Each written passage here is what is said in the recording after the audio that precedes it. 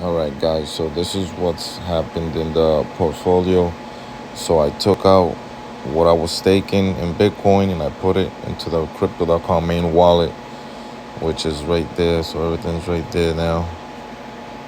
So right now I currently got $1,345 worth of Bitcoin, and I just spent $52 in seal coins. So I added 5,000 more coins to it. I sold $5 of CKB and I added it to the seal coin. So pretty much now I'm holding 25,000 seal coin. I'm buying the big red dip and I'm dollar cost averaging, and I'm getting more coins for the amount because it's trending down. The market's negative 33% in the seal coin. So yeah, so that's what I'll be doing. I'll be dollar cost averaging into this position to see how big I can get it.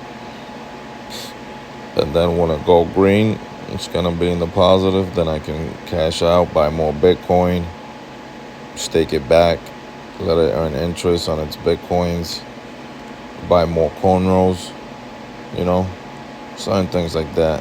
So this is the portfolio for now.